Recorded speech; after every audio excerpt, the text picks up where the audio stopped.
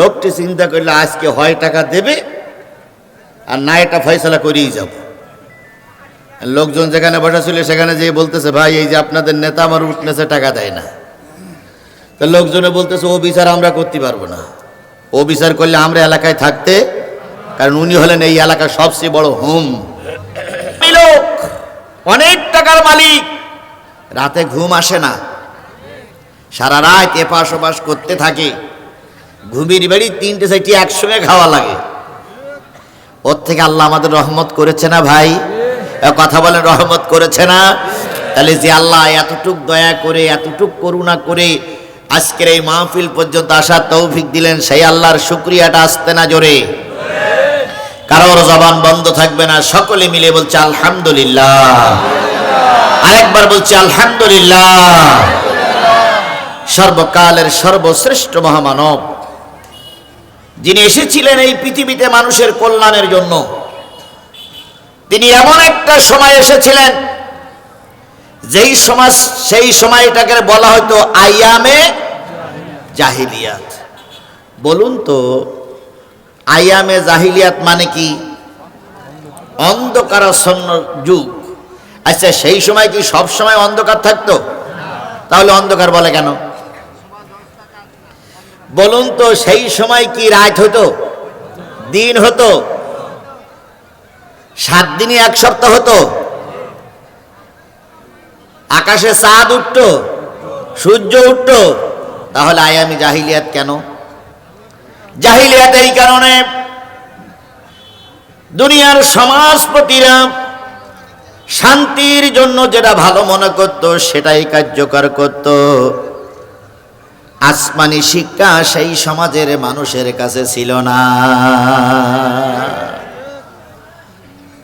বাবা 2টা বিয়ে করেছে, প্রথম পক্ষের স্ত্রী মারা গেছে, সেই পক্ষের একটা ছেলে ছিল, বাবা দ্বিতীয় বিয়ে করেছে, কিছুদিন পরে বাবা মারা গেলেন। দ্বিতীয় বউটারে, দ্বিতীয় স্ত্রীটারে প্রথম পক্ষের স্বামী বাবার আমানাত মনে করে সেইটারে ব্যবহার করত। তাদের ভিতরে চরিত্রগত কোনো দিক ছিল না, ভালো দিক ছিল না। এই জন্য ওই সময়টারে আইয়ামে জাহিলিয়াতের যুগ বলা হতো।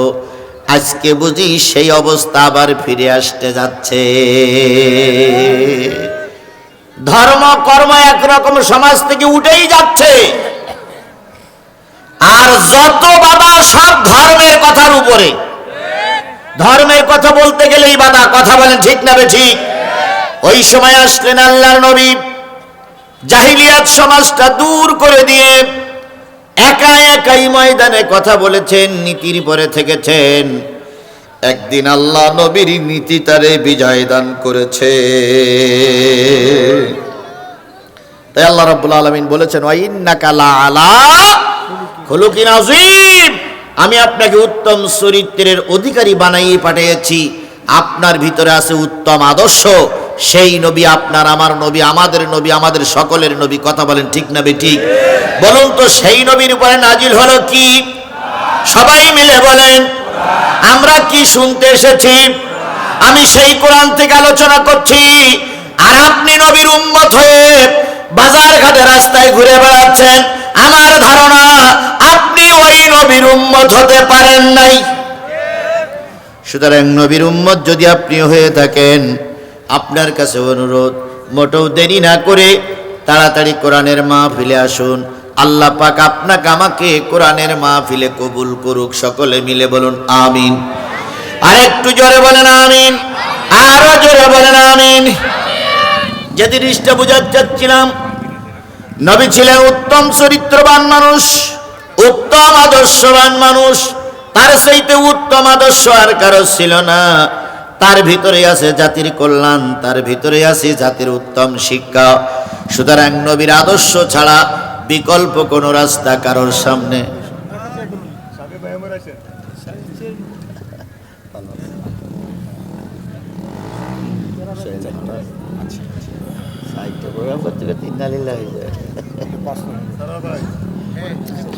ভালো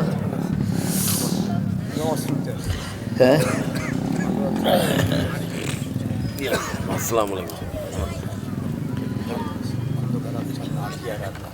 নবীর আদর্শের ভিতরে আছে সব শিক্ষা।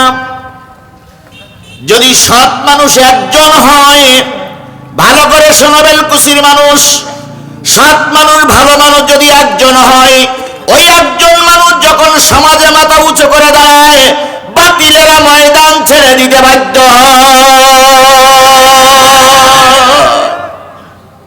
সৎ মানুষ বেশি লাগে না? বলুন তো, কাফেরদের সঙ্গে মুসলমানদের প্রথম যুদ্ধ হয়েছিল কোন যুদ্ধ? বদরের যুদ্ধ। মুসলমানের সংখ্যা ছিল কত? এই কথা বলেন কত?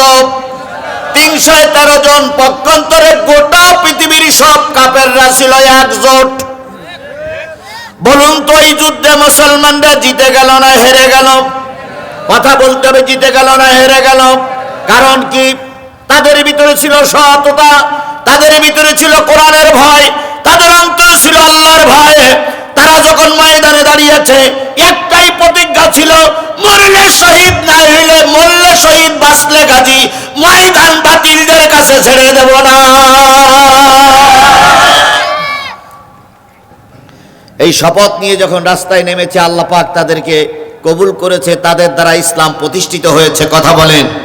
আর আজকে হুজুরির অভাব নাই, মৌলবীর অভাব নাই, টুপিওয়ালার অভাব নাই, মুসলমানদের অভাব নাই, কিন্তু মায়ের মুসলমানরা সমানেই খাচ্ছে। তাহলে বোঝা গেল বড় অভাব হলো ইমানদারের। বড় অভাব কিসের? জোরে বলেন, বড় অভাব কিসের? ইমানদারের। ঠিক সেই সময় ঘটে গেল একটা ঘটনা। ওয়াকাজের মেলা নাম শুনেছেন আপনারা কোনোদিন? ওয়াকাজের মেলা শুনেছেন? দেখেছেন কেউ? ভাই আমিও দেখিনি, কেউ দেখিনি আমরা। ওয়াকাজের মেলা বলা হতো প্রতি জিলহজ মাসে, হজের মৌসুমে, হজ শেষ হয়ে যাওয়ার পরে 1 মাস 2 মাস কাবা ঘরের চত্বরে মেলা বসতো। ওই মেলাটার নাম কি মেলা? ওয়াকাজের মেলা। মানে যেখানে কোনো ভালো কাজ হয় না। খারাপ কাজের ভিতরে বলি, একজন লোক 10 বছর বিয়ে করেছে, বাচ্চা হয় না। তো এই স্বামী বলতেছে যে ওয়াকাজের মেলায় যাও, বাচ্চা পেটে করে নিয়ে তাই বাড়ি আসবা। এখন ওয়াকাজের মেলায় এসে গেছে। ওয়াকাজের মেলায় এসে ওই স্ত্রী, ওই মহিলা নিজেকে উৎসর্গিত করত যে তোমরা যেভাবে পর আমাকে ব্যবহার করো, আমার পেটে বাচ্চার দরকার। 2-3 মাস এখানে থাকার পরে ওই মহিলাটা গর্ভবতী হয়ে বাড়ি যেত। 9 মাস 10 মাস পরে বাচ্চা হলে ওই স্বামী বলতো যে আমার এই সন্তান ওয়াকাজের মেলার থেকে বরকত স্বরূপ পেয়েছে। তাহলে সবাই মিলে যে সন্তান দিল, সেইটা যদি বরকতের সন্তান হয়, তাহলে খারাপ সন্তান কোনটি? ওইটাই খারাপ, ওইটাই ওদের কাছে বরকত। তাহলে খারাপ কোনটি? তাহলে ওইটার বলা হয়তো কি মেলা? ওয়াকাজের মেলা। একজন লোক এসছে মদিনা থেকে, তার টার্গেট ওয়াকাজের মেলা শেষ করব, উটটা ওয়াকাজের মেলায় বিক্রি করব, আমার ওয়াকাজের মেলাও শেষ হয়ে যাবে, সেই সাথে কিছু লাভবান হব। মেলা শেষ হয়ে গেল। মেলা শেষ হওয়ার পর ওই লোকটি মক্কার চত্বরে ঘুরে বেড়াচ্ছে আর বলছে, কেউ কি উট কিনবেন নাকি? কেউ কি উট কিনবেন নাকি? কেউ কি উট কিনবেন নাকি? কর্মীরা মনে করলো উট যদি আমরা কিনি, নেতার যন্ত্রণায় আমরা একলা এলাকায় থাকতে পারবো। তাই নেতারা বলে উটটা আবু জেহেলের কাছে বিক্রি করো। ভালো করে খেয়াল করেন, উটটা আবু জেহেলের বাড়ি বিক্রি করো, আবু জেহেলের কাছে। মদিনার ওই লোকটি উটটি আবু জেহেলের কাছে নিয়ে যেয়ে বলতেছে, জনাব উট কিনবেন? তো আবু জেহেল বলতেছে, দাম কত? তো মদিনার ওই লোকটা বলতেছে, 50 টাকা দিলেই চলবে। আবু জেহেল বলতেছে, নিয়ে নিলাম। একদমে বেচা কেনা। তো লোকটি মনে করলো আজকে বেশ লাভ হয়েছে, একবারের বেশি দ্বিতীয়বার দাম বলা লাগলো না। তা আবু জেহেল উটটা নিয়ে বাড়ির ভিতরে চলে গেছে। কিছুক্ষণ পরে ফিরে আসার পরে ওই মদিনার সেই লোক বলতেছে, ভাই টাকা? আবু জেহেল বলতেছে, আমার মনে হয় চিন্তি তুমি ভুল করিস। আমি যে কোন জাতের লোক তাই এলাকার লোক কেউ বলিনি তোমার সঙ্গে। কসে উট কিনেছে টাকা দেবেন, এটা জানা জানি কি? কয় জানো আমি একবার নিলি আর দেই না। এরকম নেতা কি বেলকুচিতে দুই একজন আছে? এই কথা বলেন আছে? নেবার সময় খুব পাম্পট্টি মেরিয়ে নেয়, কিন্তু চাইতে গেলে উল্টো থাপ্পড় খেয়ে বাড়ি আসতে হয়। আবার ওনাদের চরিত্র মাঝে মাঝে ফুলের মতো পবিত্র হয়ে যায়। তো আবু জেহেল বলতেছে আমার তুমি চিনতে ভুল করেছো। কয় ওটা চেনাচেনি বাদ দেন, টাকাটা দেন। আবু জেহেল বলতেছে সামনের সপ্তাহে এসো। কি করবে, উঠ বেচা কেনা শেষ। ওই লোকটি ফিরে গেলেন। পরের সপ্তাহে আবার এসে বলতেন নেতা টাকা। কয় এ সপ্তাহে হবে না, সামনের সপ্তাহে এসো। আষ্টি জাতি সেই সময় 10 টাকা খরচ, তাহলে প্রথম দিনে এসে 10 টাকায় ফিরাই দিল। দ্বিতীয় দিনই বলতেছে সামনের সপ্তাহে এসো, তাহলে কত খরচ? 20 টাকা। ওট বিক্রি করেছে কয় টাকা? 50। পরের সপ্তাহে আবার এসে আবু জেহেলের কাছে বলতেছে টাকা দাও। আবু জেহেল বলতেছে টাকা হবে না, পারলে আদায় করে নিও। কি ভদ্রলোক ভাই!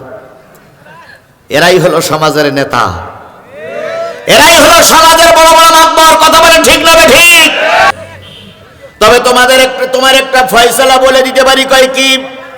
কয় কাবার উত্তর চত্বরে একটা মানুষ বসে আছে, যার আশেপাশে কোনো লোক নাই, তবে লোকটা সৎ এবং যোগ্য। ওই লোকটার কাছে গিয়ে যদি নালিশ করো, আমাদের বিশ্বাস তোমার টাকা আদায় হয়ে যাবে।